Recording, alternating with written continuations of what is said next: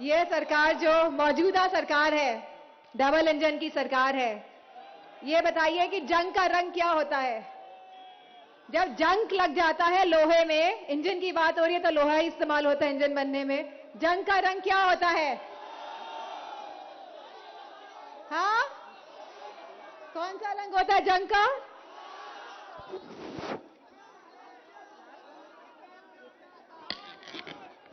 मुझे लगता है जिस रंग के हमारे मौजूदा मुख्यमंत्री कपड़े पहनते हैं उसी रंग का होता है। तो ऐसे जंग वाले इंजन को हटाने का समय आ गया है और यूपी को वापस पटरी पे लाने का समय आ गया है।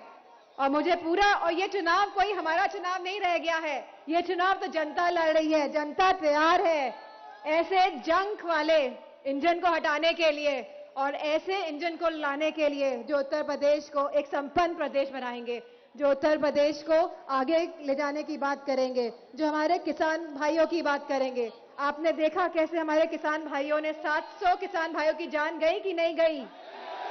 इन लोगों को कोई पश्चाताप नहीं है, कोई पश्चाताप नहीं है। इन लोगों के दिलों में रहम नहीं है, इन लोगों के दिलों में भावनाएं नहीं है। ये खाली लोगों की भावनाओं से खेलते हैं वोट पाने के लिए और बाद में सब भूल जाते हैं। भूल जाते हैं कि नहीं भूल जाते? हमारी युवाओं को कितनी नौकरियां मिली? हमारा किसान के अगर 2 बेटे और 1 बेटी होती है, एक बेटा किसानी करता है, एक बेटा फौज में जाता है कि नहीं जाता है? फौज की नौकरियां निकाल पाए कि नहीं निकाल पाए ये लोग?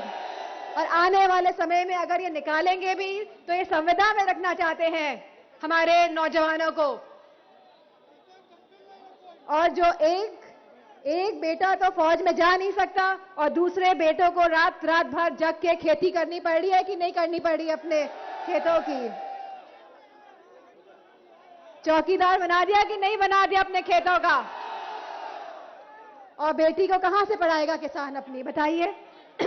आमदनी दुगने करने की बात हुई कि नहीं हुई थी? महंगाई इतनी बढ़ा दी कि आमदनी तो आधी ही रह गई।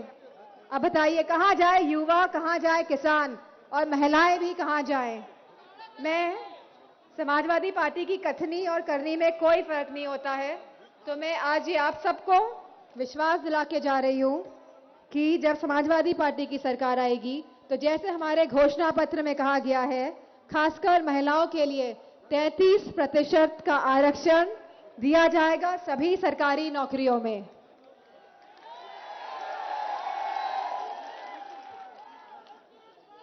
कन्या विद्याधन 12वीं पास कर लेंगी हमारी बेटियां तो उनको एक मुश्त राशि दी जाएगी 36,000 रुपए की।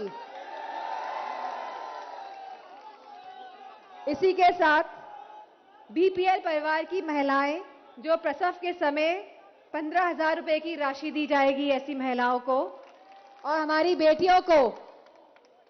बेटियों की शिक्षा केजी से लेके पीजी तक मुफ्त की जाएगी। जो हम पेंशन देते थे अपनी महिलाओं को, पेंशन मिलती थी कि नहीं पेंशन मिलती थी?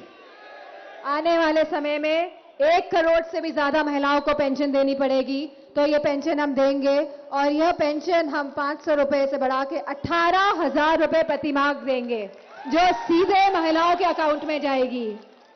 और लैपटॉप मिले यहाँ पे किसी को? हमने सुना था लखनऊ में फोटो खिंचवाने के लिए एक कार्यक्रम कराया गया जहां पे फोन और लैपटॉप बांटे गए, लेकिन आखिरी में चुनाव आने से पहले जनता को बेवकूफ बनाने के लिए। और जब समाजवादी पार्टी की सरकार आएगी तो सब बच्चों को लैपटॉप देने का प्रावधान भी रखा गया है और दिया गया है और आने वाले समय में फिर देने का काम किया जाएगा। इसी के साथ जितने भी हमारे किसान भाइयों ने अपनी जान खोई है, जो शहीद हुए हैं, हमारे 700 किसान भाई और बुजुर्ग जन, उनको 25-25 लाख रुपए भी दिए जाएंगे। और जिन किसान भाइयों की मृत्यु हुई है सांड के द्वारा, सबसे प्रिय जानवर कौन सा है हमारे मुख्यमंत्री जी का? तो जिन हमारे किसानों की मृत्यु हुई है सांड के द्वारा, उनको भी 5 लाख राशि दी जाएगी। सभी 2 पहिए वाहन मालिकों को प्रति माह 1 लीटर पेट्रोल तथा ऑटो रिक्शा चालकों को 3 लीटर पेट्रोल व 6 किलो CNGC मुफ्त दी जाएगी और 3 सिलेंडर साल के मुफ्त महिलाओं को दिए जाएंगे। इन लोगों ने कनेक्शन तो दे दिया और सिलेंडर की कीमत कितनी बचा दी बताइए?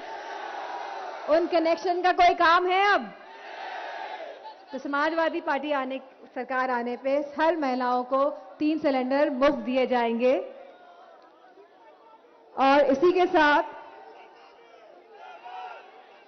महिला सुरक्षा को लेकर मैं कहना चाहूंगी कि समाजवादी पार्टी सरकार के आने के बाद हम महिला सुरक्षा पे खास तौर पे काम करेंगे और हर गांव में सीसीटीवी कैमरा लगाने का काम करेंगे। हर गांव में सीसीटीवी कैमरे लगाने का काम करेंगे और एक पूरी, जिस तरह हमारे पुलिसकर्मी यहां खड़े हैं, तो पूरी महिला सुरक्षा इकाई बनाई जाएगी। महिलाओं के लिए पूरी पुलिस में एक अलग से इकाई बनाई जाएगी महिलाओं की, जिससे कि वो महिलाओं के दुख दर्द को समझेंगे और उनको एक ऐसा। इसी के साथ मैं कहना चाहूंगी कि यह चुनाव बहुत ही महत्वपूर्ण चुनाव है कि नहीं? ये युवाओं का चुनाव है, ये हमारी बेटियों का चुनाव है, ये हमारे किसानों का चुनाव है, ये हमारे सभी लोगों का चुनाव है और बढ़ चढ़कर इस चुनाव में हिस्सा लीजिए और ऐसे हराइए यहाँ के मंत्री जी को कि उनको भी शर्म आ जाए कि कहां वो पल्लवी पटेल जी के सामने आ गए। इन्हीं शब्दों के साथ